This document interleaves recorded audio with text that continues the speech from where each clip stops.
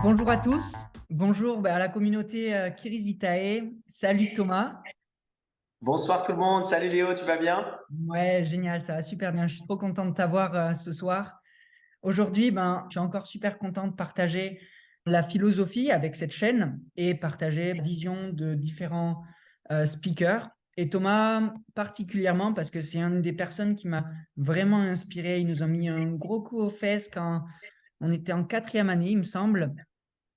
Et après ça, je me suis dit, bon, c'est maintenant qu'on doit travailler pour être bon et puis pour faire les choses qu'on aime, quoi. Et donc là, maintenant, je suis vraiment content de t'avoir parce que ça m'a amené vraiment loin, tout ça. Euh, Thomas, la première question de ce nouveau format, vu que c'est la deuxième interview que tu fais, c'était il y a 7 ans déjà. Qu'est-ce qui s'est passé durant ces 7 dernières années? Est-ce que tu peux nous expliquer un peu tout ce que tu as pu vivre professionnellement, essentiellement, quoi? Ouais, bien sûr, déjà merci beaucoup de faire cette nouvelle interview. Je suis très content quand tu m'as demandé, je t'ai dit, ah, ça fait combien de temps la dernière? Tu m'as dit 7 ans. Je me dis, ah oui, déjà, ça date. Donc, déjà, c'est le premier point. Moi, je suis très, très heureux de vous retrouver, de pouvoir partager avec vous de nouveau. Donc, qu'est-ce qui s'est passé pour nous depuis 7 ans? Écoute, très simple, on a changé de pays, on a tout recommencé à zéro, on est reparti de rien, donc avec une nouvelle langue et puis des nouveaux impératifs. Et puis donc, écoute, ça s'est très bien passé pour nous. Ça fait maintenant donc 2 ans et demi qu'on a ouvert le cabinet. Ça fait quasiment 4 ans qu'on est au Portugal donc à Lisbonne, la capitale. Donc nous, on est passé d'une ville de province espagnole à la capitale portugaise, hyper internationale.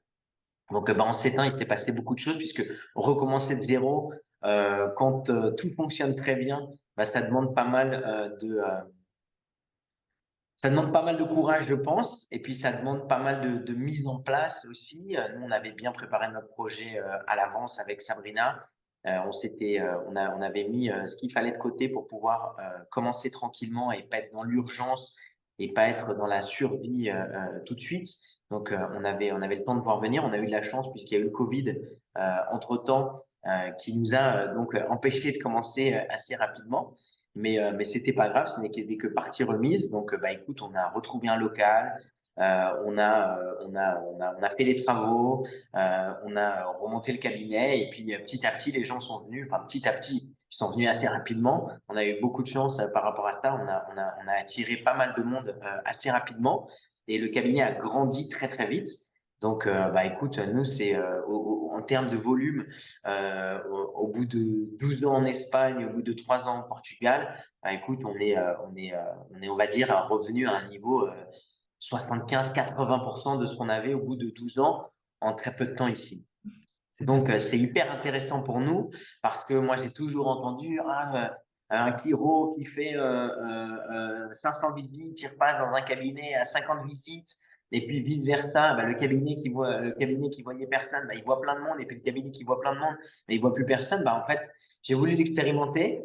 Je l'ai expérimenté. En fait, ce qui se passe, c'est qu'en fait, c'est vraiment l'énergie de la personne qui amène on va dire, l'aimant et qui amène les gens à venir consulter, à venir nous voir et puis à venir utiliser la chiropratique. Donc voilà, ça c'est vraiment ce que professionnellement j'ai appris de très important, c'est que voilà, c'est vraiment l'énergie que nous on apporte.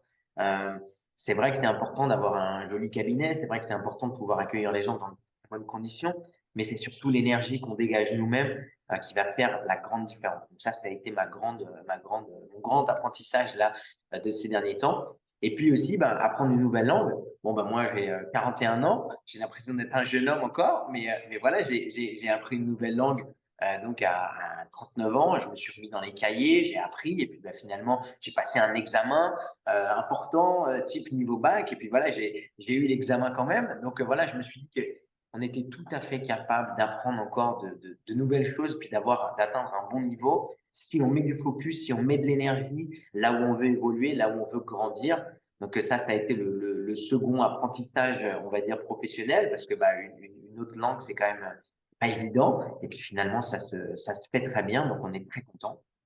Et puis, professionnellement, ce qui s'est passé, c'est qu'on est passé d'une population où c'était vraiment des gens locaux. Et puis là, on est passé dans une capitale, donc c'est complètement international, des gens de partout, des gens extrêmement intéressants, avec une richesse de vie enfin, absolument incroyable. Donc, on apprend encore tous les jours. Donc ça, c'est ce qui est vraiment très excitant dans cette nouvelle expérience, en tout cas.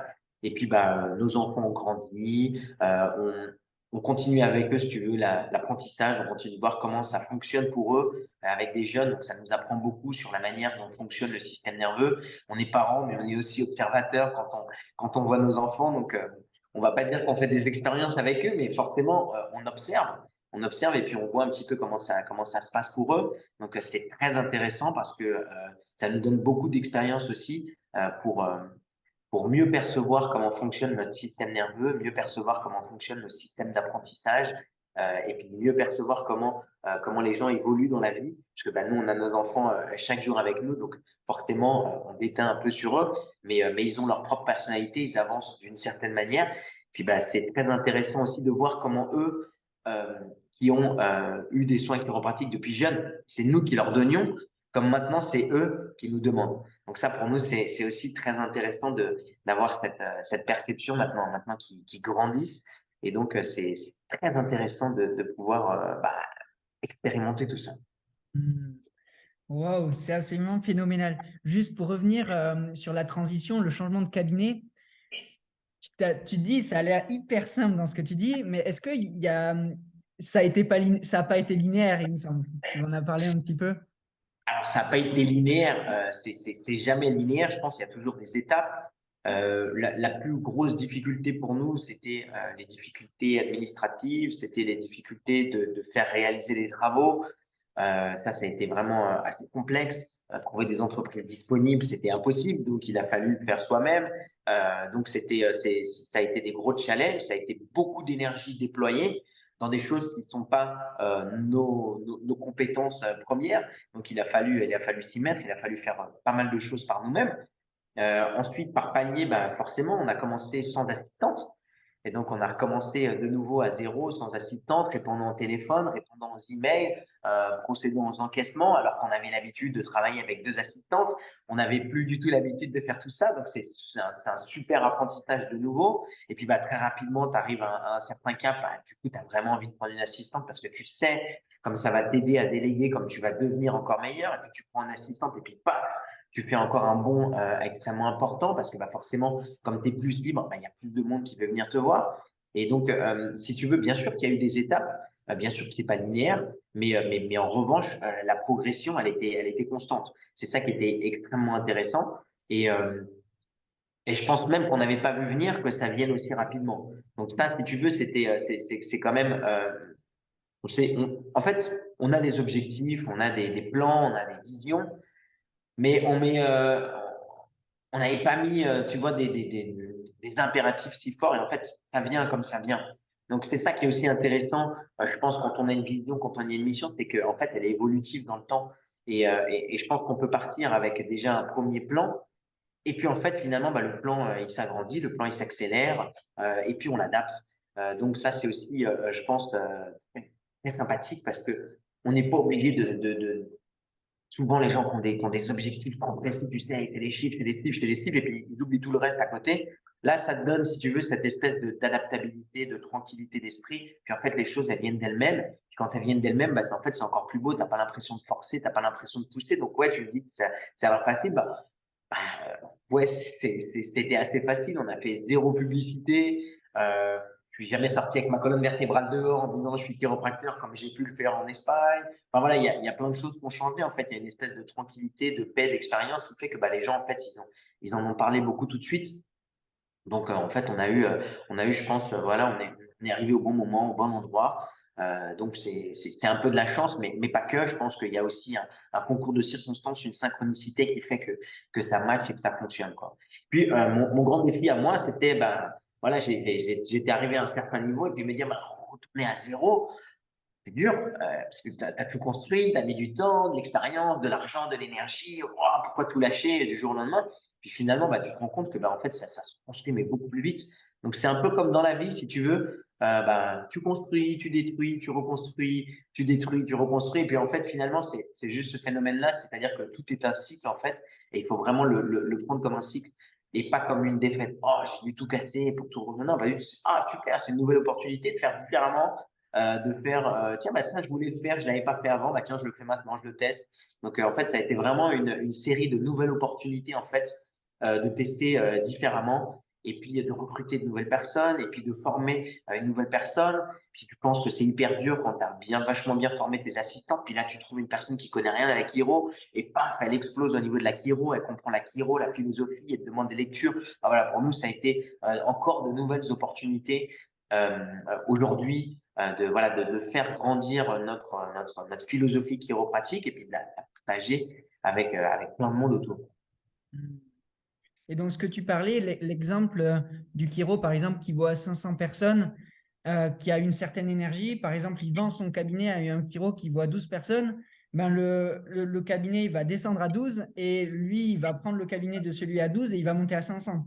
C'était ça l'exemple et c'est ce niveau d'énergie que tu as réussi à garder, à grandir pour aller, genre, pour changer en fait d'endroit. Exactement. Et je l'ai gardé, on l'a gardé avec Sabrina. Ce qui est aussi bien quand on est en couple, c'est qu'on arrive à s'appuyer, c'est qu'on arrive à vraiment se challenger, se motiver, à être dans la continuité en fait. Ça, c'est vraiment quand même très intéressant. Et puis cette histoire-là, bah, c'est une histoire que j'avais entendue d'un speaker en fait, un mec qui voulait baisser un peu le pas et puis il remonte un petit cabinet. Et puis en fait maintenant, c'est pas un petit cabinet, c'est devenu un gros cabinet tout de suite. Parce qu'en fait, c'est l'énergie, c'est la manière dont tu parles de la chiropratique, c'est la manière dont tu pratiques la chiropratique. Les gens sentent ça et puis bah, quand ils sont touchés par ça, bah, ils n'ont qu'une envie, c'est de le faire partager aussi au plus grand nombre. Donc, toi, si tu as envie de faire partager la chiropratique, forcément, les gens qui vont venir, ils vont avoir envie de partager la chiropratique aussi. En fait, c'est contagieux. C'est ça qui est super avec la chiro, je trouve, c'est que ouais, il y a des gens, tu les touches une fois, tu leur expliques l'histoire de la chiro une fois, paf, et ils sont complètement changés, ils sont complètement stimulés, et puis eux aussi, ils vont vouloir en parler, ils vont vouloir mettre leur pierre à l'édifice et aider à cette constitution un peu différente des choses, parce qu'on a une vision forcément qui est très différente du monde, de la grande majorité des gens, forcément, c'est ce que nous donne cette philosophie chiropratique, cette philosophie de vie. On voit les choses d'un œil un peu différent, on voit un angle différent dans les challenges, on voit des opportunités, là où les gens voient des difficultés. C'est aussi ce qui nous aide, nous, personnellement, à grandir, à continuer d'aller de l'avant, je pense, et c'est ça qui est très intéressant, surtout en ce moment où c'est vrai qu'il y a pas mal de gens qui ont eu des difficultés. Et ben, écoutez, les difficultés, ça doit nous servir à se transformer en opportunité pour grandir, comme les gens qui viennent pour des douleurs. Ces douleurs-là, elles doivent leur servir pour se transformer en opportunité, pour qu'ils puissent grandir, pour qu'ils puissent mieux comprendre qui ils sont, comment ils sont, ce qui les a amenés à avoir ces douleurs, ces symptômes, ces maladies. Et puis justement, pouvoir les aider à s'élever en tant que personne, pas simplement en tant que douleur ou que maladie, mais voilà, qui découvrent un petit peu plus qui ils sont. Et je pense que cette philosophie qu'on transmet aux gens, bah, c'est quelque chose qui, je trouve, fait moule très rapidement avec les gens. Et bah, c'est ça qui leur donne l'envie d'aller plus loin, de venir chez toi et puis de recommander leur mari, leurs enfants, leurs amis. Enfin, dès qu'ils voient quelqu'un dans le besoin, mais va chez le chiropracteur, c'est incroyable. Donc voilà, je pense que ça, c'est vraiment cette énergie-là. Si on arrive à la transmettre, cette philosophie de vie, si on arrive à la transmettre, je pense qu'il y a aucun souci. Et puis si on a une bonne philo et des bonnes mains, alors là, c'est on va dire le combo gagnant. C'est-à-dire qu'il y a des gens qui expliquent très bien la chiropratique, mais qui peut-être ont un peu moins de bonnes mains, mais ils ont plein de monde. Puis il y a des gens qui ont de très bonnes mains, mais qui n'arrivent pas à expliquer la chiropratique et ils ont moins de monde. Alors, si tu veux, le combo à avoir, c'est réussir à bien communiquer sur la chiropratique et avoir de bonnes mains. Donc, je sais que tu voulais qu'on parle un peu de technique aujourd'hui, parce que, bah, vas-y, Attends, dis-moi ce que tu voulais savoir sur la technique. j'avais juste, tu me Ah, parles vas-y. d'énergie, mais comment on fait pour avoir ce niveau d'énergie? Tout le monde se pose cette question. On veut Alors, je tous, pense que on veut tous attirer, avoir du monde, aider des gens, parce qu'on est là pour aider les gens. Comment on fait pour arriver à ce niveau d'énergie? Alors, je pense que le niveau d'énergie de chacun, en fait, il va dépendre aussi des limitations qu'on a chacun dans l'esprit. Euh, il y a des gens pour qui les choses sont impossibles, et tant que dans leur tête ce sera impossible, on pourra leur dire, leur écrire, leur démontrer. Tant que pour eux, ce serait impossible, ce serait impossible. Le niveau d'énergie, c'est la même chose. Je pense qu'il y a des gens qui pensent qu'ils ont une batterie finie, petite, et une fois qu'ils finissent leur niveau d'énergie, paf, ils sont fatigués, ils ont besoin de se reposer. Il y en a d'autres qui pensent au contraire que leur batterie est illimitée et il y a toujours une certaine énergie qui est là. Après, l'énergie, je pense qu'elle se crée de l'intérieur.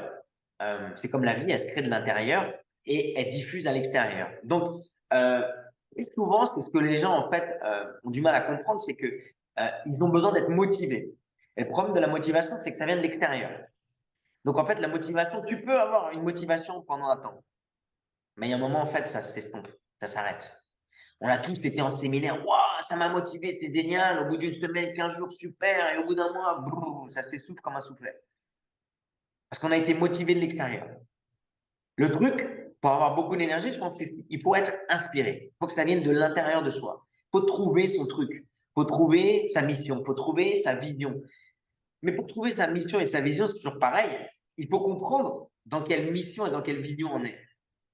Et pour comprendre dans quelle vision et dans quelle mission on est en tant que chiropracteur, il faut comprendre quelles étaient les visions et les missions de Didi et BJ. Et si on n'arrive pas à rentrer dans leur mission et dans leur vision, ce qu'on aura, nous, c'est quelque chose d'étriqué. Si on a quelque chose d'étriqué, notre niveau d'énergie sera étriqué. Et ce qu'ils avaient comme vision et comme mission, c'était énorme. C'est ça qui est incroyable. Parce que ces palmeurs, là, ils avaient un truc énorme. Et donc, nous, en tant que chiropracteurs, on ne peut pas englober leur mission, englober leur vision. C'était énorme. Mais je pense qu'on peut en faire une partie. Et si on se met au service de la mission et de la vision chiropratique, de l'énergie, on en a à revendre. Parce qu'on sait que la mission et que la vision sont énormes. Alors, pour tous les jeunes qui vont écouter cette vidéo, l'école, c'est une chose super. Il faut aller à l'école, il faut avoir ce diplôme, il faut bien comprendre la physiologie, les pathologies, tout ça. Mais il faut ensuite mettre tout ça au service de la philosophie chiropratique, au service de l'art chiropratique, au service de la science chiropratique. Et c'est là où tout va prendre son sens. C'est là où vous allez décupler une énergie incroyable parce qu'en fait, votre curiosité va être éveillée. Vous allez chercher par vous-même. C'est pas un professeur qui va vous donner l'information. Vous allez la chercher, vous allez la découvrir. Et quand ça vient de l'intérieur de vous, ça crée cette inspiration, ça crée cette envie de partager parce que quand vous avez des connaissances, quand vous avez des expériences, si vous les gardez pour vous, ça vous sert pas à grand chose. En revanche, si vous les transmettez, alors là, c'est incroyable. Et c'est là où c'est beau parce qu'en fait, cette transmission, en fait, bah, c'est quelque chose qui est comme le site, comme on parlait tout à l'heure. Ça détruit, ça se construit, ça détruit, ça se construit. Et en fait, c'est une chaîne qui se crée, c'est une chaîne qui continue. Et ça, je trouve ça très, très beau. Donc, si on veut avoir un niveau d'énergie élevé, je pense qu'il faut comprendre d'où on vient aussi en tant que personne, en tant que membre d'une famille, en tant que fils, en tant que petit-fils. Et faut aller chercher là-dedans aussi pour savoir qui on est. Et c'est important de comprendre d'où on vient. C'est important de comprendre les gens qui sont avant nous, ce qu'ils ont vécu, là où ils sont passés, pour comprendre qui on est et aussi notre mission en tant que fils, petit-fils, en tant que père. Voilà, on a des missions, on fait partie d'un cycle. On n'est qu'une partie du cycle. Et donc, il faut comprendre avant, il faut comprendre où on va. Si on ne règle pas ce qu'il y a avant, on ne peut pas avancer très loin. Donc, si on arrive à comprendre ce qu'il y a avant et essayer de le remettre en phase, en ligne, ça va aider tous ceux qui vont venir après nous. Et ça va leur donner une mission et une vision différente aussi. Donc, ça, c'est hyper intéressant parce que avec nos patients, c'est un peu ce qu'on fait aussi. Quand on fait, tu sais, ce questionnaire, c'est un amnèse, alors bien sûr, c'est pour chercher le drapeau rouge, bien entendu. On va être hyper carré, hyper professionnel, mais cette anamnèse, ça sert quand même à comprendre qui est la personne. Et l'anamnèse, quand la personne la remplit, son anamnèse, elle fait une espèce d'introspection avec elle-même. Et elle refait son historique. Elle essaye d'aller chercher, mais tiens, mais pourquoi j'ai ça? Et puis ça fait du sens, ça fait du lien. Donc en fait, cette espèce d'anamnèse primaire qu'on fait, mais c'est incroyable pour les gens. Donc moi, je trouve que c'est beau de faire une anamnèse parce que les gens la font d'abord, et puis après, on les aide, on les guide. Quand on les guide, bah, ils font des liens. Et quand ils font des liens dans leur anamnèse, là, on touche tout de suite des choses beaucoup plus profondes. Et là, on les aide à un autre niveau que simplement enlever leur douleur. On les aide dans la compréhension.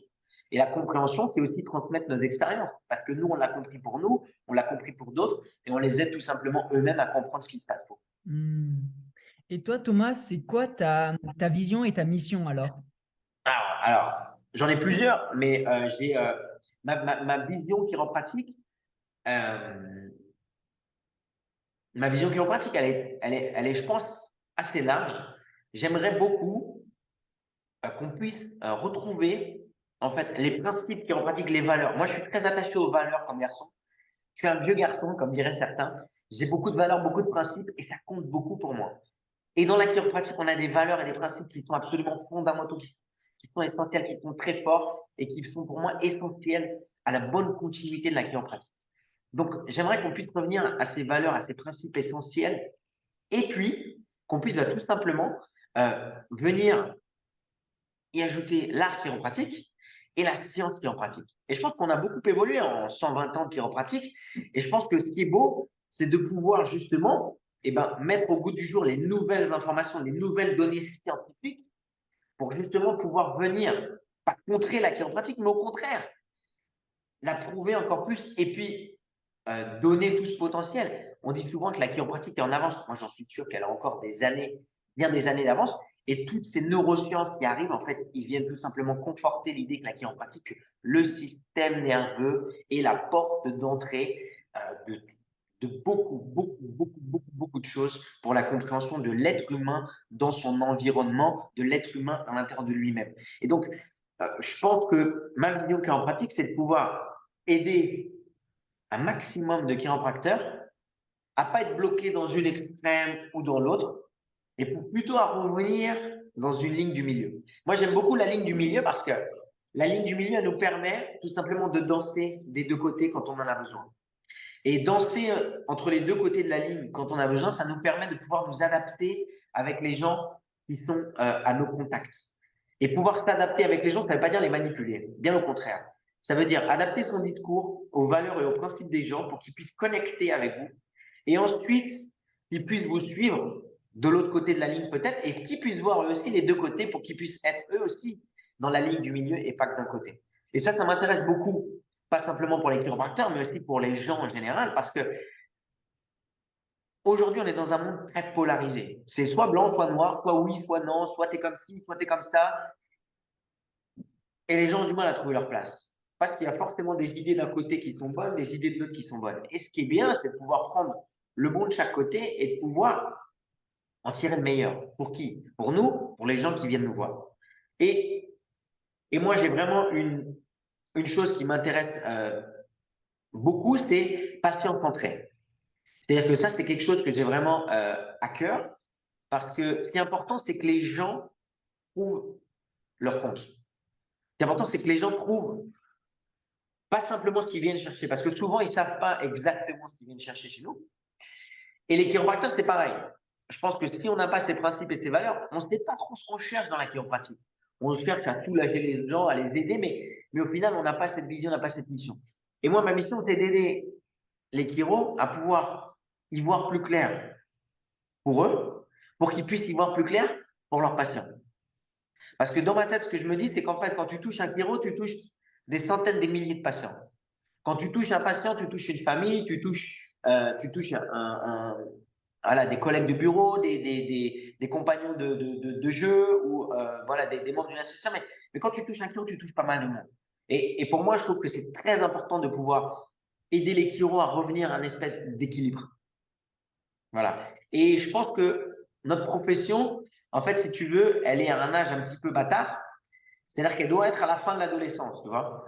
Et on a été dans une période de l'histoire de la chiropratique où ça a fait un grand boom énorme, où on a essayé de mettre en place la science chiropratique, la radio. Alors, quand on pense que la radio, ça a d'abord été les chiropracteurs qui ont utilisé les radios pour voir ce qu'il y avait dans le corps humain, pour voir ce qu'ils avaient sous les doigts, et qu'ensuite, ça a été utilisé par les médecins, et qu'aujourd'hui en France, on ne peut pas nous prescrire des radiographies ou en faire, alors que de l'autre côté de l'Atlantique, ils peuvent. Tu vois, si tu veux, c'est des choses qu'on a besoin de comprendre, on a besoin de toucher tout ça. Et c'est important pour nous parce que moi, j'ai pas envie de faire des radios dans mon cabinet, c'est pas ce que je veux dire, mais voilà, ça vient de chez nous, ça. C'est des idées chiropratiques, tout ça. C'est ça la science chiropratique, c'est essayer de comprendre, essayer de mettre en lumière les choses. Et ça, j'aimerais beaucoup pouvoir faire avancer la chiropratique là-dessus. Qu'on puisse réussir à mettre en lumière, si tu veux, utiliser la science chiropratique pour justement aller dans le sens de l'art chiropratique et de la philosophie chiropratique. Et ça, voilà, ça m'est à cœur. Alors, ma vision très grande, c'est que je pense que le monde serait bien meilleur si tous les gens se faisaient ajuster. Voilà. Et ça, je reviens à une idée des Palmeurs, c'est-à-dire vider les prisons, vider les hôpitaux en ajustant les gens. Voilà. Et c'est pas vider les hôpitaux en allant ajuster les gens dans les hôpitaux, c'est si on ajuste les gens en préventif, ils n'auront pas besoin d'aller à l'hôpital. Si on ajuste les gens, ils n'auront pas besoin de faire des conneries et donc d'aller en prison. Et ça, tu vois, ça, c'est vraiment ce que j'ai à cœur. C'est vraiment ce qui me fait, ce qui me motive et ce qui me donne beaucoup d'énergie. Je sais que ce qu'on fait, ça a un impact bien plus grand que ce qu'on pense. Et la douleur dans tout ça, Ah, comment? mais la douleur. Moi, j'adore la douleur. Parce que on se rend compte qu'il y a plein de héros qui n'aiment pas parler de douleur, tu sais. Oh non, la douleur, c'est nul, je fais pas de la douleur. Moi, non, non, non, non, je fais autre chose, je fais de l'énergie, je fais du bien-être, je sais pas quoi. Et puis il y en a d'autres qui disent, oh non, non, moi, je fais que de la douleur, ça n'existe pas l'énergie, ça n'existe pas le bien-être. Non, non, une fois qu'ils ont plus mal, je les vois plus. Opposition. Et la douleur, c'est une porte d'entrée incroyable, une opportunité incroyable. Un, déjà, de pouvoir découvrir la chiropratique. Ça, déjà, je trouve que c'est déjà super que les gens aient des douleurs, parce que déjà, ils peuvent connaître la chiropratique grâce à ça. 100%. Voilà. Après, je pense que la douleur, c'est un signal d'alarme. Il faut l'entendre et le comprendre pour ce qu'il est. Et donc, il faut pas simplement comprendre les voies de la douleur, tout ça, neurologiquement parlant. Il faut aussi comprendre ce que c'est en réalité dans la vie une douleur. C'est-à-dire qu'on se cogne quelque part, on a mal. Pourquoi? Parce qu'il ne faut pas se recogner dessus. Donc, on sait que cette zone-là, elle a été sensibilisée, elle va guérir. On met sa main dans le feu, oh, ça nous brûle, on enlève sa main pour réagir. Donc, si tu veux, la douleur, elle est là aussi pour nous faire changer, pour nous faire évoluer, comme tout dans la vie. Il n'y a rien qui est immuable dans la vie. Tout change, tout se transforme, tout est dynamique. Donc, la douleur, elle est aussi là pour nous créer un certain dynamisme dans nos vies. Et il y a souvent des gens, les douleurs, les accidents, ils arrivent à des moments bien précis de leur vie. On cherche les causes et on trouve, tiens, qu'il y avait trop de stress au travail, beaucoup de stress à la maison, tiens, il y avait un gros problème avec les collègues ou quoi que ce soit. Et puis la douleur arrive là, pourquoi faire? Pour nous sauver. Elle arrive là pour qu'on puisse prendre un temps pour nous, pour qu'on puisse refaire justement cette petite introspection avec nous-mêmes et voir où on en est et voir si c'est vraiment ce qu'on veut. Et ça c'est des cas que je trouve tous les jours avec mes nouveaux patients. Et donc, si tu veux, je pense que la douleur, il ne faut pas travailler avec. Je pense qu'il faut la prendre pour ce que c'est et aider les gens à comprendre ce qu'elle est pour qu'eux aussi puissent faire leur chemin grâce à la douleur et évoluer. Donc, moi, j'adore les douleurs parce que les douleurs, c'est juste une porte d'entrée pour eux pour mieux comprendre qui ils sont, ce qui se passe dans leur vie et ce qu'ils peuvent faire pour faire évoluer leur vie et pour redonner du dynamisme, redonner de l'énergie à cette vie. Donc, moi, j'adore la douleur. J'ai aucun souci avec la douleur. Je sais qu'il y a plein de tyros qui, ah, mais ils parlent de douleur. Ouais, mais la douleur, ça fait partie de la vie. C'est comme la mort. On ne va pas parler de la mort parce que la mort, c'est la fin de la vie. Ah non, on va parler de la mort parce que la mort, ça existe. Et là, c'est présent, c'est un état. Il faut vivre avec, il faut en parler. Ce n'est pas quelque chose de tabou. Et la douleur, c'est la même chose. Donc, dans une office de chiropratique, forcément, il faut parler de la douleur. Maintenant, je rebondis sur ta question. Est-ce que ça doit être au centre de la consultation? Et là c'est un tout autre débat. Et donc là, si on arrive à prendre la douleur et puis à aller sur autre chose, et bien les discussions vont être complètement différentes au cabinet. Et puis, je pense qu'il y a aussi des gens qui restent dans l'état physique. La douleur, c'est quelque chose de très matériel, de quelque chose qui pèse. Hein, ça nous ramène dans le corps, ramène sur la terre.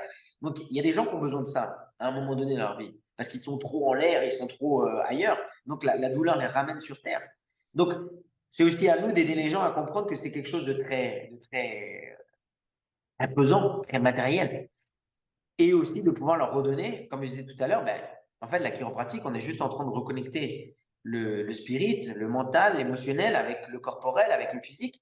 Et donc, encore une fois, il faut ni faire que du matériel, ni faire que du spirituel. Il faut reconnecter les deux. Et c'est ça qui est magnifique avec le système nerveux, c'est que c'est le pont entre les deux. Et donc, du coup, on revient à tout à l'heure, à ce qu'on parlait de la neuroscience. La neuroscience, c'est exactement ça. Ça nous montre tout simplement que l'activité qui se passe ici, où on ne sait pas trop où exactement encore, eh ben, elle a un impact sur notre physique. D'où les liaisons avec les pathologies physiques et puis ce qui se passe dans nos têtes, ce qui se passe dans nos cœurs. Donc, c'est pour ça que je trouve qu'on a encore, je pense, plein de choses à découvrir. On est qu'aux prémices des connaissances, on est qu'aux prémices de notre curiosité, je pense. Et puis, je pense qu'il y a encore plein de domaines à explorer. Je pense qu'il y a des scientifiques qui comprennent un petit peu mieux ce qu'on fait aussi, justement, avec ces avancées. Et puis, je pense qu'ils vont dans notre sens. Donc, ce que j'aimerais, c'est que ce soit les chiropracteurs qui aillent dans ce sens des neurosciences, dans ce sens des recherches, si tu veux, qui approuvent la chiropratique pour ce qu'elle est, pas pour ce qu'elle devrait être.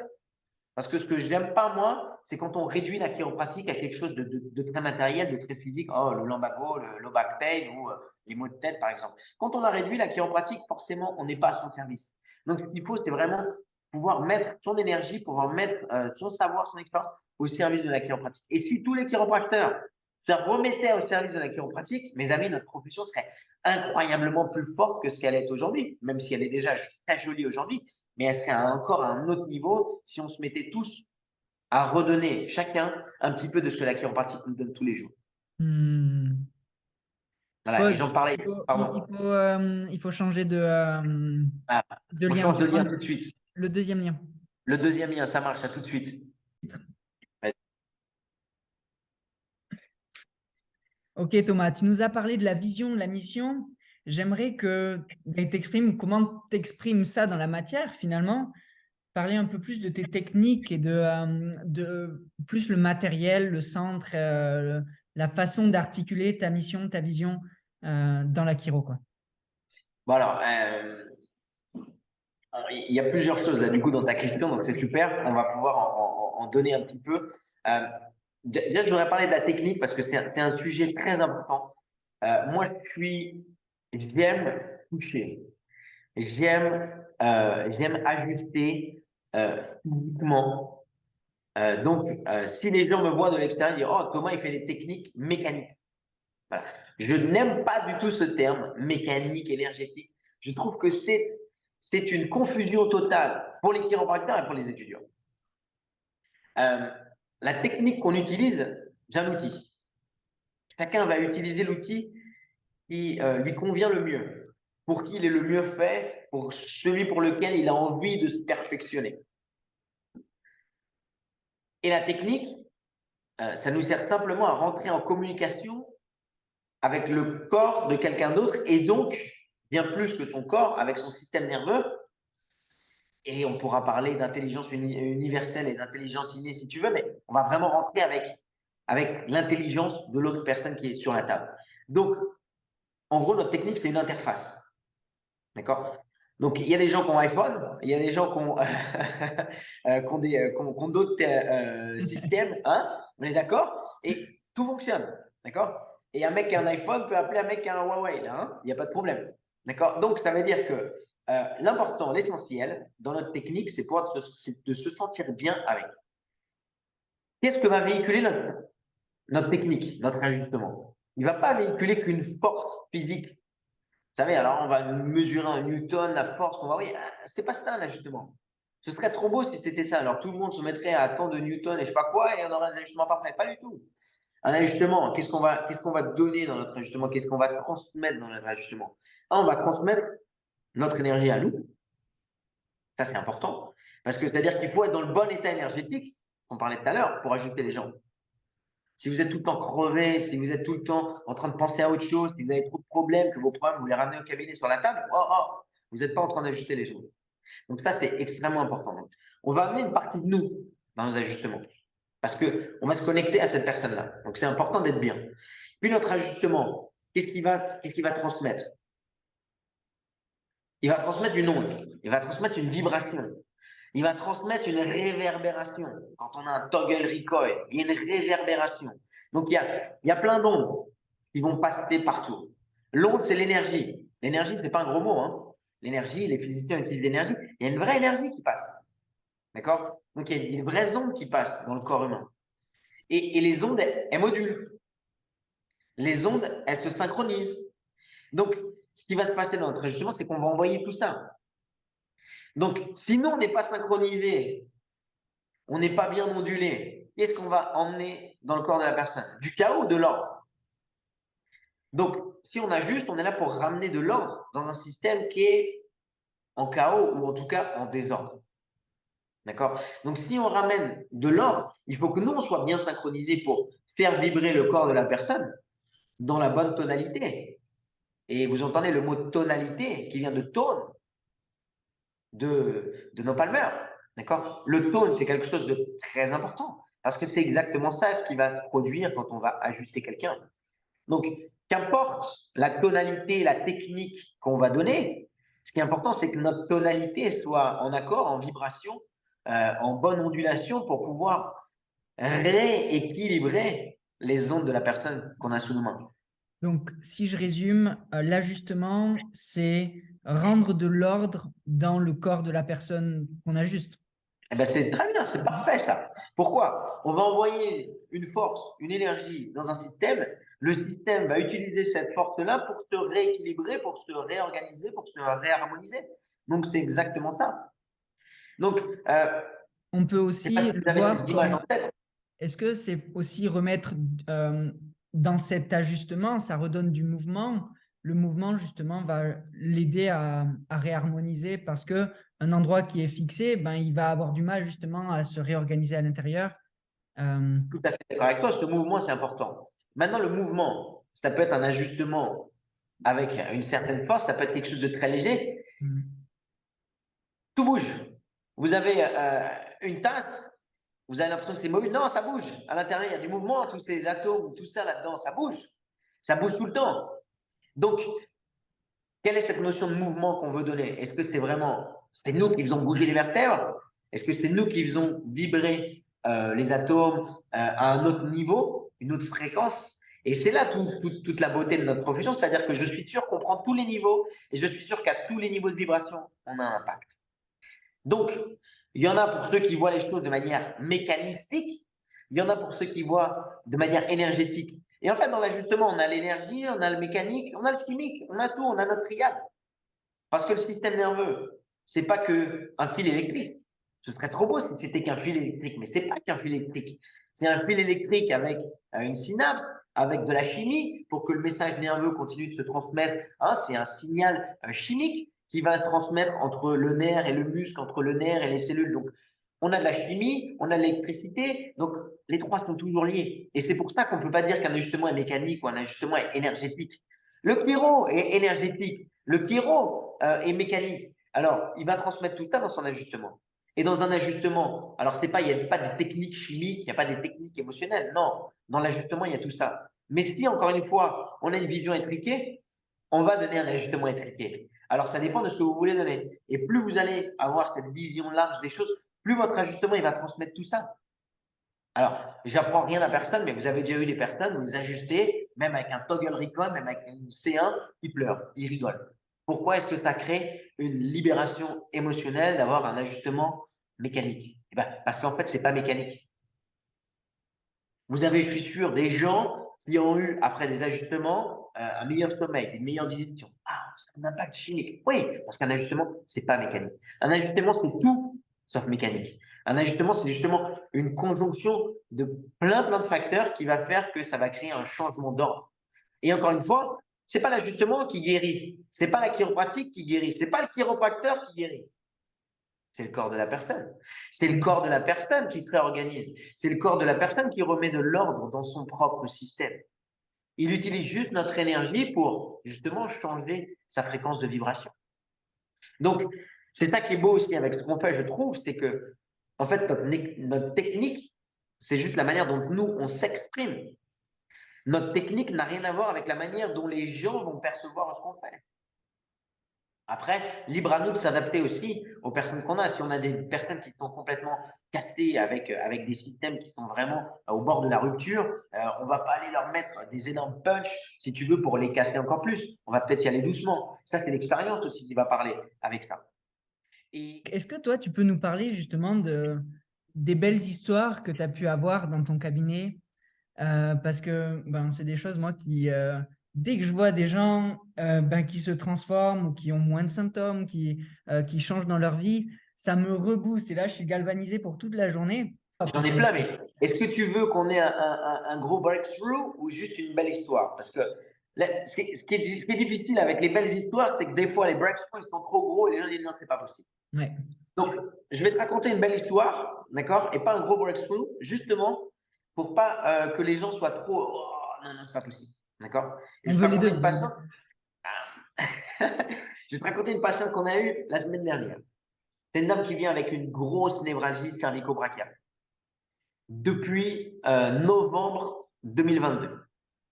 D'accord? Fourmillement dans les mains, paresthésie, perte de force. Moi, j'adore les examens neurologiques parce que pour moi, ça me permet d'expliquer la chiropratique. J'adore ça. Je fais ça. Je lui explique ce qui se passe, tout ça. Et avant ça, dans l'anamnèse, je reviens, je lui dis, bon, très bien, j'ai compris vos symptômes, votre histoire, tout ça. Je dis, bon. Et je dis maintenant, qu'est-ce qui s'est passé au mois de novembre? Racontez-moi. Je veux savoir. Elle me dit, ouais, j'en avais un peu marre et tout. Non, non. Qu'est-ce qui s'est passé réellement dans vous à ce moment-là au mois de novembre? Et là, elle a ouvert le robinet. Elle m'a dit, bon, ben voilà, j'en ai eu un ras-le-bol, je ne pouvais plus. En fait, j'ai changé de pays pour être plus tranquille, pour travailler moins. Et je me suis retrouvé à monter un truc, à travailler comme une folle, à plus avoir de temps pour moi. C'est pas du tout ce que je voulais. Tu vois, là, il y a eu pour elle, elle a mis les mots sur son symptôme. C'était plus ce qu'elle voulait.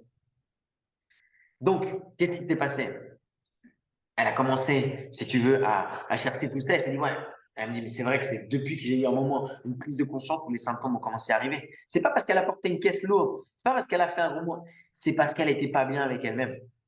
C'est parce qu'en fait, sa tête et son corps, ils n'étaient plus alignés. Vous comprenez? Ils étaient déconnectés. Et donc, symptômes, donc médecin, donc tout ce que tu veux. Donc, nous, on fait l'examen neurologique. L'examen neurologique, il n'était pas bon. Puisqu'il y avait une vraie névralgie cervico-brachiale. Elle était mal. Donc, on fait une C1, clac, et puis c'était tout. Et puis on l'a fait revenir 2 jours plus tard. Et elle dit, mais c'est pas possible. Ça fait 7 mois et demi que ça dure, 8 mois que ça dure. Je viens chez vous, c'est complètement transformé. On commence les soins, et puis elle a déjà amené son mari. Pourquoi? Parce qu'elle a senti en elle un changement. Qu'est-ce qu'elle fait maintenant? Ben, elle veut faire une reconversion professionnelle, elle veut changer de job. Elle en a marre. C'est pas ce qu'elle voulait. Donc elle a refait le point avec elle. Elle a dit non, mais attends, je remets ma vie en place, je suis parti, j'ai tout plaqué, pas pour refaire la même chose. Et donc là, elle est en train de remettre ses valeurs comme priorité. Et elle va reconstruire un projet différent parce qu'elle aura compris que ce qui était important, c'était elle. Tu comprends? Donc, moi, je trouve ça magnifique parce que c'est quelqu'un qui, en 2 visites, sa névralgie cervico-brachiale qui traîne depuis 7 mois et demi, elle a presque oublié. Et elle est déjà dans un processus de croissance. Sa douleur lui a permis de se rendre compte que c'est pas ce qu'elle voulait, qu'elle n'était pas alignée avec elle-même, et elle va sur quelque chose de complètement différent maintenant. Pourquoi m'en mettre son mari? Il est dans la même situation. Hmm. Tu comprends? Et une fois que dans un couple, tu as une personne qui est dans le mode expansion, transformation, bah, l'autre, il ne peut pas être à la traîne. Donc elle a dit, mais attends, mais il faut absolument que mon mari me suive pour qu'on ait cette expansion, cette transformation tous les deux ensemble. Et c'est venu de l'intérieur. C'est pas toi qui lui as dit, bon, il faut que tu changes de job, il faut que tu fasses ci. Moi, je lui ai rien dit du tout de faire. Je lui ai juste remis les choses en lien. Dit, ah, ça, c'est avec ça. Ça, c'est avec ça. Vous voyez ça? Ah ouais. Et c'est tout ce qui s'est passé. Et après, j'ai mis tout ça dans la matière avec un ajustement. Et donc, on a reconnecté. Et quand on reconnecte, ben, en général, ça fonctionne. Voilà. Donc l'ajustement, ah, Thomas, mais c'est mécanique, ça craque. Ouais, mais si les gens, ils n'aiment pas que ça craque, par exemple. Moi, j'adore les toggle recall. Je fais les toggle recall. Bon, d'accord, des fois, ça craque. Mais on n'est pas dans la technique de cracking avec la rotation, tout ça que les gens n'aiment pas. Moi, d'ailleurs, je n'aime pas faire de rotation. J'ajuste souvent en latéralité pure parce que je suis plus à l'aise avec. Et j'adore ça. Et moi, j'adore travailler ma technique. J'adore travailler mon toucher. Ça, c'est un truc, en fait. Ah, mais comment tu t'entraînes? Ben, je m'entraîne avec tous les patients que j'ai tous les jours. Moi, tous les patients que j'ai, j'essaie de donner le meilleur ajustement. J'essaie de me concentrer le plus possible, d'avoir le geste le plus fin, le toucher le plus doux possible pour justement pas pénétrer le système, mais justement pouvoir juste le faire vibrer. Tu vois? Et c'est ça que j'aime beaucoup dans la technique, c'est qu'en fait, en fait, il n'y a pas de fin. Il n'y a pas de fin à l'affinage de notre technique, à l'affinement de notre geste. Il n'y a pas de fin. On peut toujours apporter quelque chose de plus à notre ajustement. On peut toujours aller chercher un torque un petit peu différent, un angle un petit peu différent. Et ça nous permet, si tu veux, à chaque fois d'avoir des ajustements qui sont meilleurs, meilleurs, meilleurs, meilleurs, meilleurs. Voilà, donc ça, c'est une belle histoire, mais des histoires, j'en ai à l'appel. Moi, j'ai une histoire qui m'a personnellement transformé, si tu veux. quand j'étais en clinique à l'époque. C'est une dame qui venait, qui avait des douleurs de partout depuis des années. Elle avait une maladie. Et si je me rappelle sa maladie, il faudrait que je retrouve son cas. Je pourrais le retrouver, mais elle avait vraiment une maladie depuis elle était très jeune, pour laquelle elle vivait en Afrique et elle était partie en France à cause de cette maladie. C'est une maladie des poumons, je ne sais plus trop ce que c'était, rickettsiosis, je ne sais plus comment ça s'appelle. Enfin, bref, une maladie, elle part en France à cause de cette maladie. Si tu veux, elle se fait soigner par les bonnes sœurs, elle reste en France, tout ça. Et elle a une jambe extrêmement courte. On est sur 5 cm de jambe courte. Enfin, c'est un truc absolument incroyable. Et elle arrive, je sais plus, elle a une quarantaine d'années quand elle arrive à la clinique mal partout. Tu t'imagines bien qu'avec une jambe courte de 5 cm, tout compensait dans tous les côtés, si tu veux. Et puis, j'étais étudiant à la clinique. Et on fait l'anamnèse ensemble comme ça. Et puis je dis, mais cette maladie-là, ça devait sûrement être une opportunité pour vous. Je dis, qu'est-ce qui s'est passé quand vous étiez jeune? Et là, c'est pareil, le robinet s'est ouvert. Oh là là, fallait s'accrocher un peu. En fait, elle avait, il me semble, 7 ou 8 frères et sœurs, en fait. Et il y avait une histoire d'inceste dans la famille. En fait, le père était incestueux avec tous les enfants. Et en fait, quand c'est arrivé à son tour, eh ben, tu sais quoi, elle a développé cette maladie. Il l'a envoyée hors du pays, hors de la famille. Et en fait, elle a évité toute cette difficulté dans sa famille. Et alors, après, elle a été encore plus loin. Après, c'est-à-dire que elle m'a raconté qu'en fait, plus tard, en fait, un de ses frères avait poignardé son père et l'avait tué. Donc, elle avait tout ça dans son corps. Elle avait des douleurs atroces. J'ai fait mon job, étudiant, j'ai fait tous mes tests, mes trucs, machin. J'ai demandé l'avis au clinicien, il en a fait un C1, que j'adore. Et quand elle est revenue le jour d'après, elle m'a dit, c'est incroyable, mais je n'y crois pas de me sentir comme ça. J'ai l'impression qu'il y a un sac à dos qui s'est libéré de ma colonne. Voilà, donc là, tu vois, il y a eu des vraies connexions. Et elle n'avait pas compris l'opportunité de sa maladie. Elle n'avait pas remercié le fait d'avoir eu cette maladie à ce moment-là. Elle n'avait pas vu tout ça. Et là, en fait, quand elle a vu tout ça, en fait, ben, son corps mais c'est complètement ouvert. En fait. La jambe courte de 5 cm, le jour d'après, elle n'est plus qu'à 1 cm. Enfin, on a complètement halluciné. Il y a eu une transformation du corps en tellement peu de temps, c'était incroyable. Donc ça m'est arrivé en tant qu'étudiant, si tu veux. Ah, j'ai pris, si tu veux, faut t'accrocher un petit peu quand tu as une histoire comme ça. Mais c'était incroyable pour moi. Incroyable. Incroyable. C'est dingue ton pouvoir de raconter les histoires parce que la dernière fois, c'était en 2018 quand tu es venu à l'IFEC et que tu nous as parlé de la chiro avec cette passion-là. Comme je disais, on est ressorti avec Rodrigo, wow, il faut qu'on passe à l'action et qu'on devienne les meilleurs. Et moi, dans ma vision, c'était faire je voulais qu'il y ait des miracles, quoi, parce que j'ai compris que la chiro, c'était très, très grand, quoi.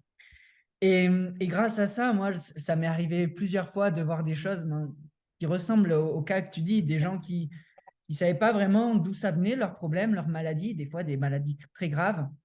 On fait le lien, on ajuste régulièrement pendant… Ça dépend des gens. Enfin, en tout cas, moi, c'est ce qui s'est passé et il y a des guérisons, genre Enfin bon, Incroyable. c'est pas mon case vitae, mais il y a des trucs incroyables. Et c'est drôle parce que à chaque fois qu'on se parle, Thomas, tu nous racontes des nouvelles histoires, genre, c'est pas des choses isolées, quoi. Ah, mais, et puis, attends, mais j'en ai plein d'autres. Enfin, si tu veux, on en a plusieurs, là, des jeunes qui viennent en fauteuil roulant, accident de voiture, commotion cérébrale, paralysie, tout ça. Et là, on a un jeune homme, là, qui vient, si tu veux. Donc, lui, il avait 18 ans quand on a son accident de voiture. Il a 36 ans aujourd'hui. Ça fait 18 ans qu'il voit des médecins, des neurologues, qui fait des injections, qui fait tout ce que tu veux, parce qu'il n'est pas bien. Et il commence les soins avec nous. On l'ajuste, on l'ajuste, on l'ajuste, on l'ajuste. Et il va chez son neurologue pour le contrôle et il dit, mais attendez, qu'est-ce que vous avez fait? Vous tremblez beaucoup moins. Votre tête est beaucoup plus droite. Qu'est-ce qui s'est passé? Et la sœur, elle dit, ben, on a été chez le chiropracteur, le neurologue, à l'autre bout du pays. Continuez, continuez, continuez, continuez. J'ai jamais vu ça. Ben, on ne va pas lui redonner ses jambes. On n'a aucune prétention par rapport à ça. On lui redonne de la qualité de vie. On lui redonne de la fonction. Et c'est ça qui est important. Je veux dire, moi, si j'étais la maman de ce jeune homme et que je vois mon fils, il va mieux, qu'il se tient mieux, je me dis juste une chose. Est-ce qu'il va être plus indépendant? Est-ce que sa vie va pouvoir mieux se passer pour lui? Donc, tu as juste une personne C'est plein de personnes qui vont mieux. C'est toute une famille qui a un état d'esprit complètement différent. Imagine les gens qui ont la tête sous l'eau et puis d'un coup, il y a des choses qui vont mieux. Bah, en fait, ça donne une énergie à la famille, ça donne un autre dynamisme. Et puis, bah, quand il y a un autre dynamisme, et bah, les choses se passent d'une manière différente et puis, ça Hmm. fait évoluer les choses. Et ça, c'est incroyable. Tu vois, quand tu as même des neurologues qui disent au patient, on continue d'aller chez le chiropracteur, c'est beau. Hmm. Phénoménal. Mais Thomas, du coup, tu nous parles de ça, mais il y a toute une organisation derrière ça. Tu as une structure qui t'est chère et que tu partages des fois en séminaire ou en coaching. Comment ça se passe, cette organisation? Alors, notre organisation, elle a évolué, bien entendu. Il y a eu le Covid qui est passé par là. Moi, j'adorais raconter l'histoire de la chiropratique. J'adore parler, comme tu vois, comme tu sais. Et j'aime beaucoup transmettre. Donc, j'aimais beaucoup qu'on organise des classes de cabinet pour expliquer ce que c'est que la chiropratique.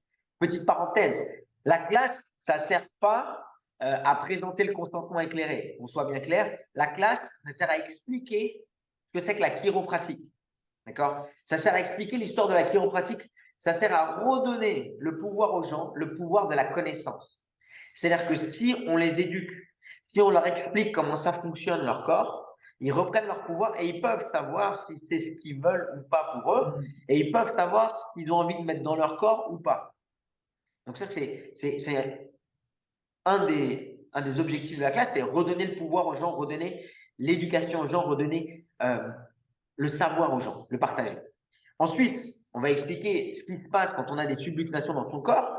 D'accord? On va expliquer le pouvoir de l'ajustement. On va expliquer comment ça se passe au cabinet. On va expliquer comment va se dérouler la première visite, comment va se dérouler la deuxième visite, comment vont se dérouler les suivantes pour qu'il n'y ait pas de surprise.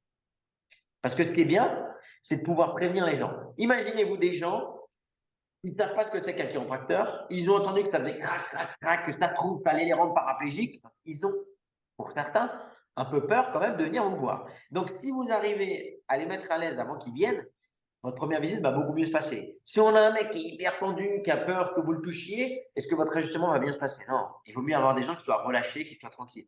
Et la classe, elle sert aussi à ce qu'ils puissent prendre confiance dans la chiropratique. Parce que les gens ne connaissent pas les chiffres d'un chiropracteur, les gens ne connaissent pas le pourcentage de bons résultats des chiropracteurs, les gens ne savent pas qu'il y a plus d'effets secondaires avec des pastilles qu'on a dans l'armoire à pharmacie qu'avec des ajustements chiropratiques. Il faut redonner les chiffres, il faut redonner l'état des choses. Ça, c'est important. Hmm. Et donc, cette classe, en fait, si tu veux, elle permet aux gens de se dire, est-ce que la chiropratique, c'est fait pour moi ou pas? Est-ce que j'ai envie de la chiropratique ou pas? Une fois qu'on leur a expliqué à l'avance ce qui allait se passer, ils viennent beaucoup plus tranquilles. S'ils viennent beaucoup plus tranquilles, ils vont peut-être pouvoir ouvrir le robinet plus facilement s'ils ont besoin de l'ouvrir. Ils vont sûrement avoir plus confiance quand tu vas poser tes mains sur. Donc, nous, cette classe-là, avec le Covid, on l'a transformée en une vidéo. Donc, nous, on envoie une vidéo à nos patients et on leur demande de la regarder. Et s'ils ne l'ont pas regardée, on leur demande de la regarder. Parce que pour nous, le plus important, c'est qu'ils aient déjà connaissance de ce qu'est la chiropratique, en tout cas pour nous. Une fois qu'ils ont vu cette vidéo, ils ont leur anamnèse à remplir. Moi, ce que j'aime quand on envoie l'anamnèse, ils peuvent prendre le temps de la faire. Il y a des gens qui n'aiment pas remplir parce qu'ils n'aiment pas prendre du temps pour eux. Mais moi, j'aime bien que les gens remplissent leur anamnèse. Parce qu'en fait, ça leur, comme je te disais tout à l'heure, ils ont le temps de refaire le point sur eux-mêmes. Ensuite, une fois qu'ils ont rempli leur anamnèse, ils remplissent tout un tas de papiers, tous les papiers qui sont légaux à remplir. D'accord? Et ça, je vous invite vraiment à être très, très sérieux, très, très rigoureux. D'accord? Le consentement éclairé, les droits à l'image, si vous prenez des photos, si vous faites des témoignages, il y a plein de choses qu'il faut couvrir. Parce qu'il faut qu'on soit des professionnels irréprochables. Et ça, c'est très important. Donc, être professionnel, avant de commencer, ça donne déjà une bonne image de notre profession. Donc, ça nous sert, nous, mais ça sert surtout tous nos autres collaborateurs, tous nos autres chiropracteurs qui vont peut-être recevoir ce patient-là, un de ces quatre. D'accord? Donc, une fois qu'ils ont rempli tous ces papiers-là, on refait le point. On recheck. Attendez, des drapeaux rouges, il y a des choses, des alertes, des choses. On va reposer des questions, on va aller chercher tout ça. Puis, on va faire le lien avec eux. Une fois qu'on a fait tout ça, on va faire nos tests. Moi, j'adore faire des tests chiropratiques. J'adore faire des tests neurologiques, mais pas des tests neurologiques pour faire des tests neurologiques. Des tests neurologiques au service de la science chiropratique, au service de la subluxation. Et c'est là où c'est très intéressant, c'est là où c'est je pense, le point clé pour nous, c'est pas faire des tests pour faire des tests. C'est faire des tests parce qu'il y a quelque chose derrière. Et se servir de tout ça pour éduquer les gens. Et quand on aide les gens à mieux comprendre les tests, bah, finalement, quand ils vont chez d'autres médecins, bah, ils comprennent aussi ce qui se passe. D'accord? Et ça, c'est encore une fois redonner le pouvoir aux patients. Donc, une fois qu'on a fait tous nos tests, une fois qu'on a vu qu'on pouvait aider les gens, bah, on les ajuste. Sabrina, elle n'ajuste pas en première visite. Moi, j'ajuste en première visite. Est-ce que je fais un full span, une séance d'une demi-heure? Jamais de la vie. On a des gens en face de nous, c'est la première fois qu'on les voit, on ne sait pas comment ils vont réagir. On ne sait pas exactement où on est leur système. Je ne vais jamais saturer un système. On va commencer par quelques informations et on va voir comment ça réagit. Parce qu'on ne sait pas qui on a en face de nous. On ne sait pas comment ça va se passer. Donc, on y va tranquille. On sort l'artillerie lourde, boum, allez hop, et on balaye tout de A à Z, du gros orteil jusqu'à la pointe des cheveux. Mais bien sûr, ils vont se sentir mieux, les gens. Est-ce qu'on n'est pas en train de bousiller leur système? Ça, c'est une autre question. Un autre débat qu'on devrait avoir dans notre profession. Donc, ça, c'est important aussi de comprendre ça. Comment est-ce qu'il faut prendre en charge les gens? Et puis après, pour nous, hein, il y a une deuxième visite très importante. Parce qu'on va prendre tous les examens qu'on a fait. On va prendre le cas de la personne et on va leur présenter. Voilà ce qu'on a trouvé. Voilà ce qui se passe. On fait un état des lieux. Et une fois qu'on a fait l'état des lieux et qu'ils sachent ce qui se passe dans leur corps, on va leur dire, voilà, les subluxations sont là. Voilà les impacts que ça peut avoir pour vous. Nous, notre travail, c'est d'enlever les subluxations. On leur présente le plan de soins. Voilà comment est-ce qu'on peut travailler. On fera des révisions régulières pour justement rechecker tous ces paramètres pour voir là où on en est. Est-ce que ça vous intéresse de travailler comme ça? Oui, non. Oui, incroyable. Non, incroyable. Tout va bien. Parce qu'en fait, ils n'ont pas perdu leur temps. On n'a pas perdu notre temps. S'ils disent non. S'ils disent oui, ils savent exactement où on va. Ils savent exactement quand est-ce qu'on va refaire le point. Et avec ces gens-là, on avance bien. Parce qu'ils ont compris ce qu'on faisait. D'accord? Donc, c'est une manière aussi, pour nous, que les gens soient bien d'accord avec ce qu'on fait. Parce que quand on ne présente pas la chiropratique, quand on fait 3 examens, oh ouais, je vais faire ça, ça va aller mieux, on ne s'est pas du tout mis d'accord avec eux. Et je trouve personnellement que ce n'est pas éthique du tout. C'est mentir aux gens. Donc, moi, j'aime bien être honnête avec les gens et tout présenter dès le début. Comme ça, il n'y a pas de surprise. Ils savent où on va, ils savent quels sont nos objectifs, quelles sont notre mission, et il n'y a pas de problème. Moi, je me fais ajuster tous les 15 jours, grand maximum, depuis 18 ans maintenant. Est-ce que je vais dire aux gens, non, non, venez que quand vous avez mal? Ce ne serait pas correct de ma part. Donc, moi, je leur dis aussi, moi, ce que je fais personnellement. Ils ont le droit de savoir. Donc, ensuite, les gens, quand ils viennent, ils se font ajuster. On n'est pas là pour faire la causette, on n'est pas là pour faire le psychologue, on n'est pas là, nous, pour coller des bandes ou je ne sais pas quoi. Non, on est là pour les ajuster. Ensuite, on refait le point, on reprend du temps avec eux, on se rassoit avec eux. Où est-ce qu'on en est? Qu'est-ce qui se passe? Qu'est-ce qu'on peut améliorer? Où est-ce qu'on va maintenant? Et on se remet d'accord et on continue. Et Thomas, au dernier Chiris Vitae, tu avais parlé du fait qu'il n'y avait pas que la chiro, parce qu'on parle tout le temps de chiro, on dit waouh, c'est phénoménal, on peut changer le monde, on peut changer la vie de tout le monde, on peut tout faire, quoi. Mais tu t'avais dit, il n'y a pas que la chiro. Alors, j'ai dit, il n'y a pas que la chiro parce que moi, je suis patient centré, comme je te disais tout à l'heure. Et j'ai un espèce de mantra, c'est-à-dire que si ça va bien aux gens, pourquoi leur enlever? Moi, tu sais, moi, j'ai des patients qui viennent me voir depuis peut-être 2 ans. Tu sais, il y en a ils viennent, ils vont très bien. Quand ils ont mal, ils ne viennent pas me voir. Ils vont chez le kiné faire un massage. Chez moi, ils viennent se faire ajuster pour être en bonne santé. Tu comprends? Est-ce que j'ai des difficultés à envoyer mes patients chez le kiné? Mais bien sûr que non. Il fait tout ce que je ne veux pas faire. Il fait la réhabilitation que je ne veux pas faire. Moi, je veux ajuster les gens. Moi, j'ajuste les gens pour libérer leur système nerveux. Je ne veux pas être un super kiné, je ne veux pas être un super ostéo, j'en ai rien à faire de ça. Moi, je veux être un super chiro. Et un super chiro, il ajuste les subluxations. Donc, bien sûr que j'invite les gens à aller se faire masser. Bien sûr que j'invite les gens à voir leur podologue, à voir leur masseur. Peut-être génial à faire de l'acupuncture, du yoga, du pilates, mais welcome. Si ça vous fait du bien, moi, je suis heureux pour vous. Moi, ce que je veux, c'est vous voir en bonne santé. Si ça contribue à votre épanouissement et à votre équilibre, welcome. Et j'irai même plus loin que ça, parce que tu me poses cette question et je vais rebondir dessus. Il y a des gens qui viennent nous voir qui sont contre la médecine, qui ne veulent pas prendre de médicaments, qui ne veulent pas aller voir des médecins.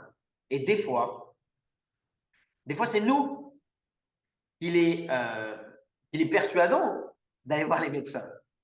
Et j'ai eu une histoire à propos de ça. J'ai une dame qui est venue, et je l'avais rencontrée à un dernier GEC, cette histoire-là. Une dame qui est venue avec des grosses paralysies au niveau du bras, de la jambe. Je l'ai même publié ce cas-là. Et cette dame-là, elle avait été voir des médecins qui lui disent ouais, c'est rien, des médocs, des trucs, même comment ça s'appelle,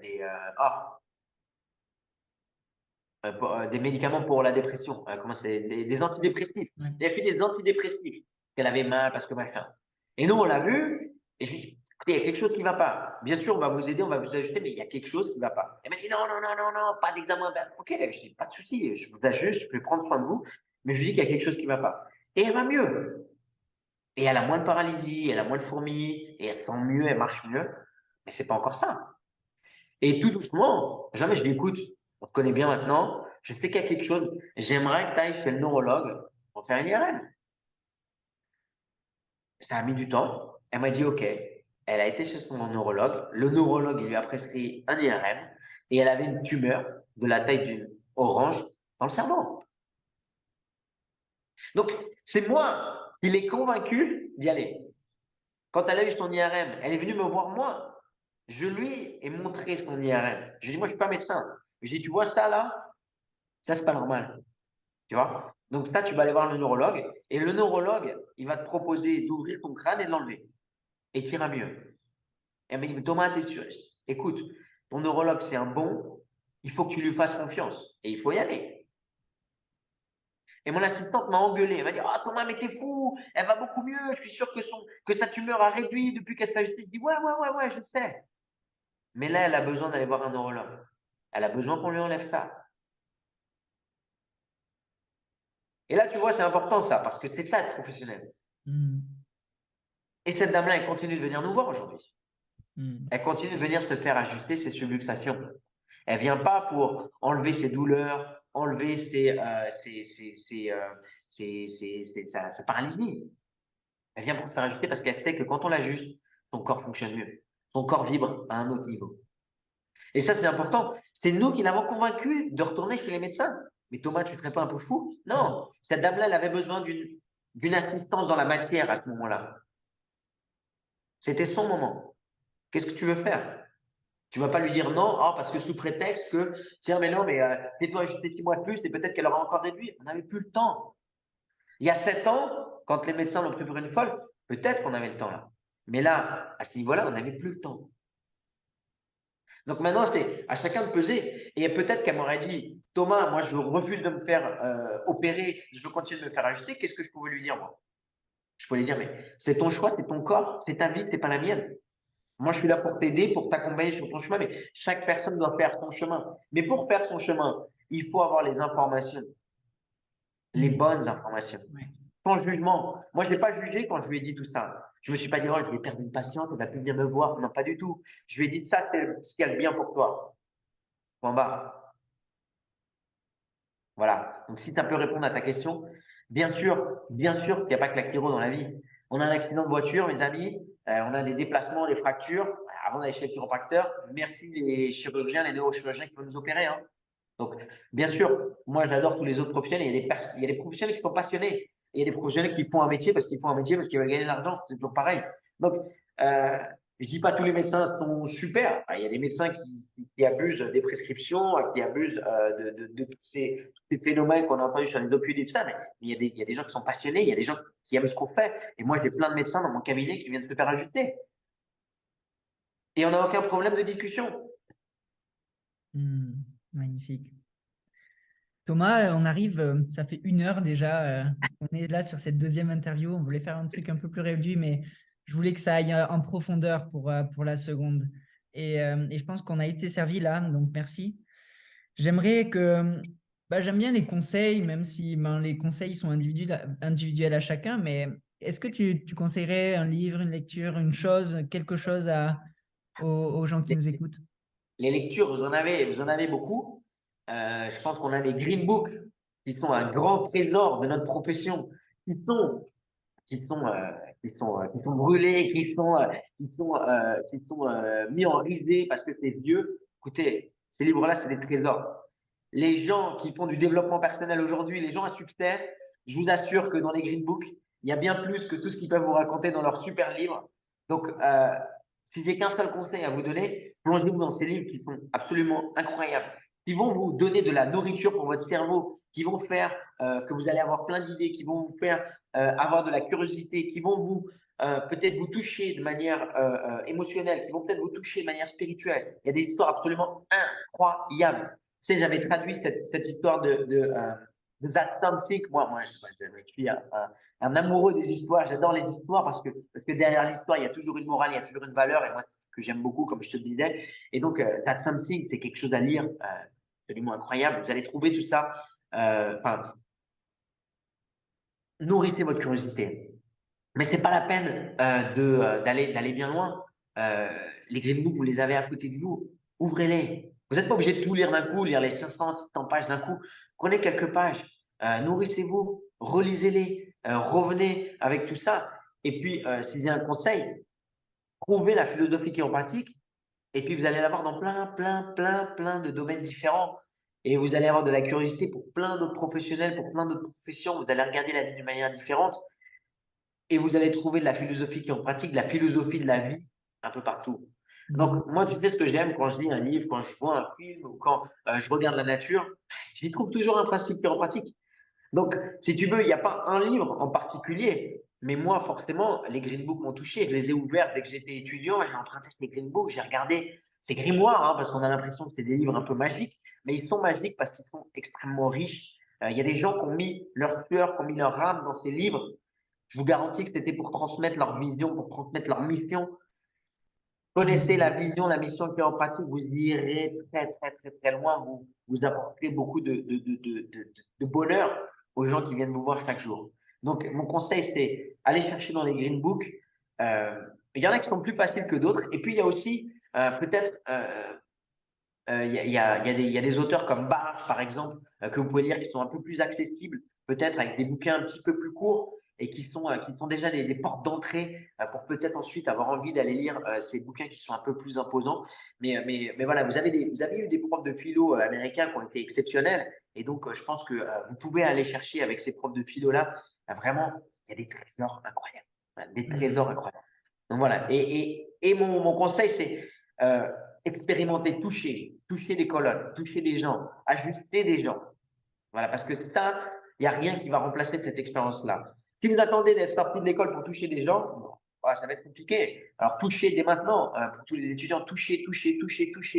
Travaillez votre sensibilité, travaillez vos contacts, parce que les contacts, vous imaginez même pas quoi. Il y a des gens, ils prennent des contacts, t'as déjà mal avant qu'ils t'ajustent. Moi, j'aime quand les contacts sont doux, et ça se travaille tout doucement, toucher. Voilà. Magnifique.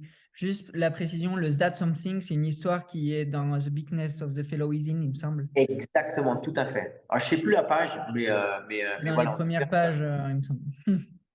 elle est dans le Euh, premier quart, en tout cas, c'est sûr. Ouais. hmm, Merci Thomas pour cette interview absolument phénoménale. On est allé en profondeur, c'était génial. Merci, ça m'a beaucoup inspiré.